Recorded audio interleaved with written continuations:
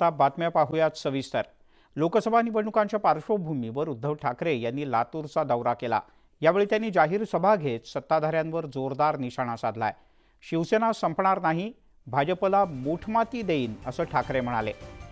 मोदी नव्हते तेव्हा देखील आम्ही जिंकत होतो, बाळासाहेबांनी वाचवलं नसतं तर मोदी कुठे दिसलेच नसते असंही उद्धव ठाकरे यांनी म्हटलंय। आम्ही कामं केली पण जाहिरातबाजी करत बसलो नाही असं म्हणत त्यांनी शिवसेना भाजपवर हल्ला चढवला। मोदी का परिवार म्हणता, मग परिवाराची जबाबदारी कधी घेणार असा प्रश्नही उद्धव ठाकरे यांनी उपस्थित केलाय।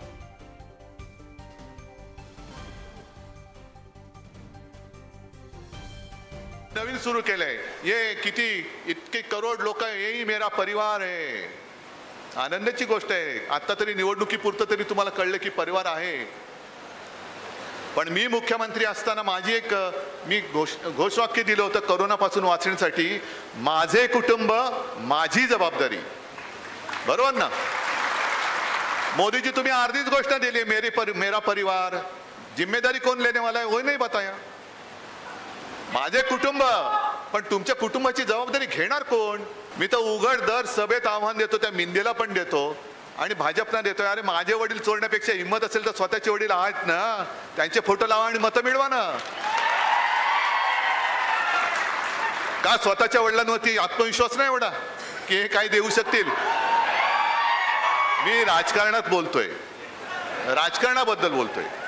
2047 साली आपला देश जगातला सगळ्यात बलवान देश असेल। बसा ओमला, 2047 सालला किती वर्ष आहेत? अहो 2047 साल तुम्ही तरी बघणार आहात का? कशाला सांगताय 2047 साल? आत्ता काय देतो ते बोल। आज रात्री माझ्या गरीबाच्या घरामध्ये 2 घास खायला अन्न नाही, 2047 घाल तुझ्या उरावरती, त्याच्या ताटात पहिले 2 घास आज दे। तिकडे शरद पवार यांच्या मेळाव्यात पदाधिकाऱ्यांनी आणि कार्यकर्त्यांनी जाऊ नये म्हणून धमक्या दिल्याचा आरोप केला जातोय। याचा समाचार शरद पवार यांनी घेतला आणि लोणावळ्यातल्या सभेत त्यांनी अतिशय आक्रमक भूमिका घेतली। मला शरद पवार म्हणतात हे लक्षात असू द्या, माझ्या वाटेला गेलात तर मी कोणाला सोडत नाही असं म्हणत शरद पवार यांनी सुनील शेळके यांच्यावर निशाणा साधला। तर सुनील शेळके, तू आमदार कोणामुळे झाला? तुझ्या सभेला कोण आलं होतं? पक्षाचा अध्यक्ष कोण होतं? अशा प्रकारचे अनेक प्रश्न विचारत शरद पवार यांनी सुनील शेळके यांच्यावर जोरदार घणाघात केला।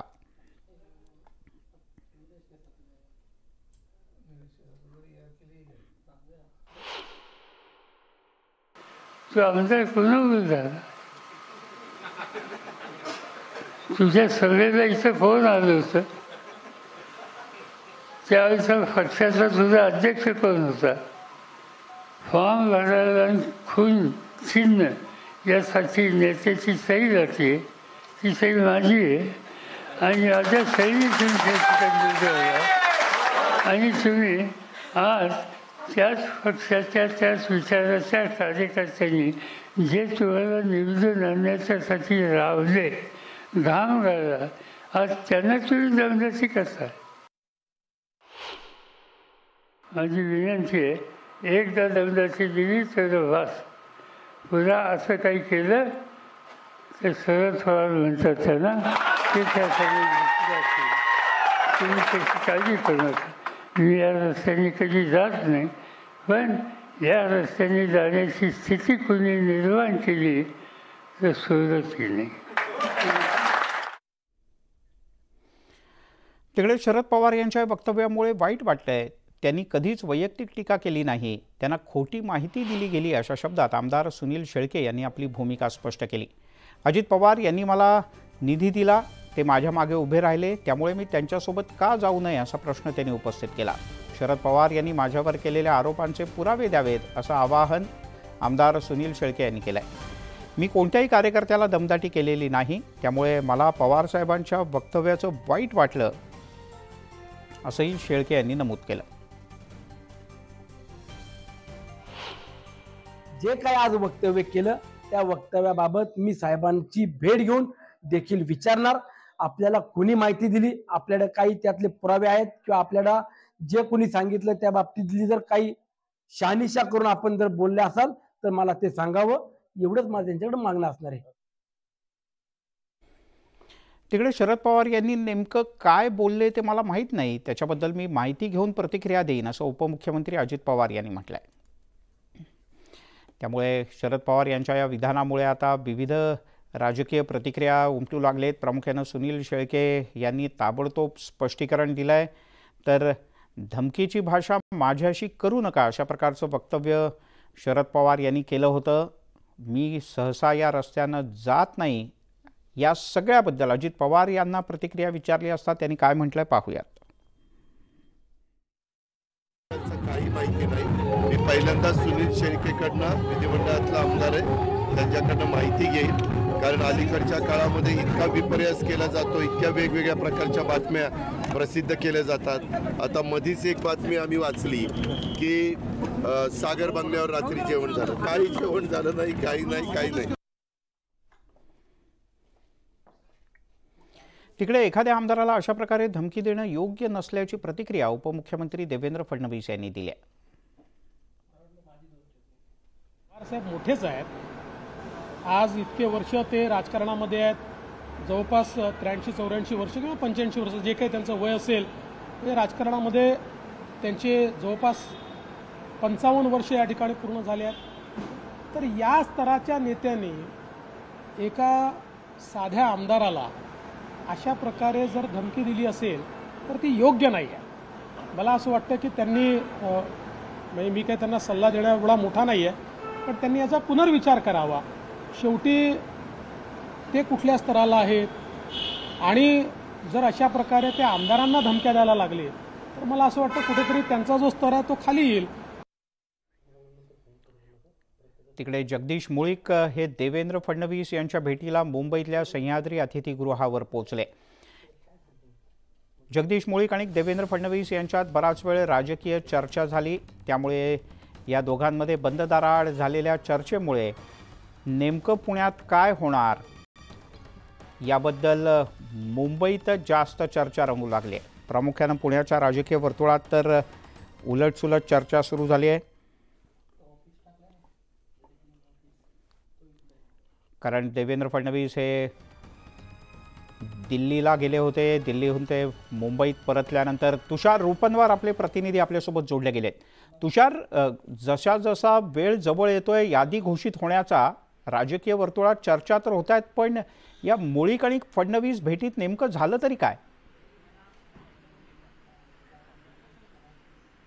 मिलिंद, आपण जर पाहिलं असेल तर आता लोकसभा निवडणुकीचा रणसंग्राम सुरू झालेला आहे. मात्र उमेदवारांची नावं घोषित होण्यापूर्वीच आपल्याला कार्यकर्ते पदाधिकारी एकमेकांशी भेटताना पाहायला मिळतात, बॅनरबाजी होताना पाहायला मिळते. थोड्याच वेळापूर्वी सह्याद्री अतिथीगृहावरती जगदीश मुळीक देवेंद्र फडणवीसांच्या भेटीसाठी आलेले आहेत. आता त्यांनी देवेंद्र फडणवीसांची भेट देखील घेतलेली आहे. कारण की जेव्हापासून मुरलीधर मोहोळ यांचं नाव पुणे लोकसभेसाठी चर्चेमध्ये येऊ लागलं, त्यानंतर जगदीश मुळीक आणि मुरलीधर मोहोळ यांच्या कार्यकर्त्यांनी एकमेकांविरोधात आपल्याला पोस्टरबाजी करताना पाहायला मिळाली. ती पोस्टरबाजी आपण प्रेक्षकांना देखील दाखवली. मात्र आता जगदीश मुळीक आणि मुरलीधर मोहोळ यांच्या नावाचा वाद आता थेट देवेंद्र फडणवीसांच्या दरबारी पोहोचलेला आहे. स्वतः जगदीश मुळीक देवेंद्र फडणवीसांची भेट घेण्यासाठी सह्याद्री अतिथीगृहावरती दाखल झालेले आहेत.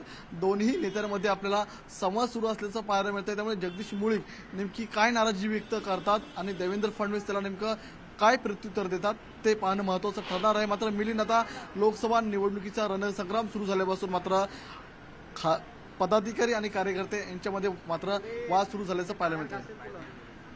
तुषार, तूर्तास धन्यवाद या सगळ्या सविस्तर माहितीबद्दल. बोलूयात पुढच्या बातमीकडे. भारतीय जनता पक्षाकडून बीड लोकसभेची उमेदवारी कुणाला मिळणार याबद्दल अद्यापही संभ्रम आहे. कारण बीड लोकसभेच्या उमेदवारीवरून केंद्रीय मंत्री रावसाहेब दानवे यांनी एक सूचक वक्तव्य केलं आहे. प्रीतम मुंडे, माजी किंवा भागवत कराड यांची उमेदवारी नक्की नसल्याचं रावसाहेब दानवे म्हणाले. दरम्यान पार्लमेंटरी बोर्ड या संदर्भात अंतिम निर्णय घेतं आणि आम्ही मित्रपक्षांशी चर्चा करून मार्ग काढू अशी प्रतिक्रिया रावसाहेब दानवे यांनी दिली आहे. भारतीय जनता पार्टीची उमेदवार निवडीची प्रक्रिया ठरलेली आहे. ना तर प्रीतमताईची उमेदवारी फायनल झाली, ना तर रावसाहेब दानवे झाली, ना तर डॉक्टर भागवत कराडची. आम्ही तिघही उमेदवार आहे. आमचं पार्लमेंटरी बोर्ड जो निर्णय घेईल तो आम्ही मान्य करत असतो. आम्हाला तिघालाही कोणालाही अधिकार नाही की तिकीट कोण उभं राहणार आहे कोण राहणार नाही. हे पार्लमेंटरी बोर्डाचा निर्णय, जो निर्णय असेल तो आम्ही मान्य करू.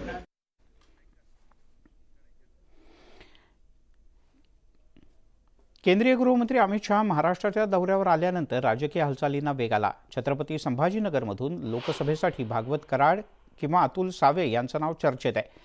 मात्र संभाजीनगरमध्ये कुणाचं पारडं जड आणि कुणाला जागा मिळू शकते याबद्दल जाणून घेणार आहोत आमचे संभाजीनगरचे प्रतिनिधी सिद्धार्थ गोदाम यांच्याकडून. सिद्धार्थ, कोणाचं पारडं जड आहे?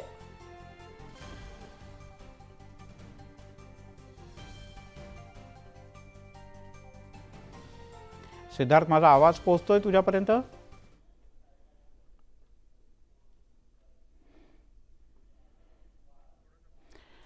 सिद्धार्थ गोदाम आपले प्रतिनिधी आपल्यासोबत जोडले जात आहेत. पुढच्या काही क्षणात संभाजीनगरची जागा ही खरी तर शिवसेनेच्या वाट्याची जागा आहे, पण ती यावेळेला कदाचित भाजपच्या वाट्याला जाऊ शकते. अर्थात दोन्ही पक्षाकडून दावेदार आहेत. शिवसेनेकडून तर दावेदार आहेतच, पण भाजपकडून सुद्धा एक नाही तर दोन दोन दावेदार आहेत. जागा शिवसेनेच्या वाट्याला गेली तर उमेदवार कोण याहीपेक्षा जागा भाजपच्या वाट्याला गेली तर केंद्रीय अर्थ राज्यमंत्री भागवत कराड यांना उमेदवारी मिळणार का राज्यातले मंत्री अतुल सावे यांना उमेदवारी मिळणार याची मोठी चर्चा लोकांमध्ये सुरू आहे.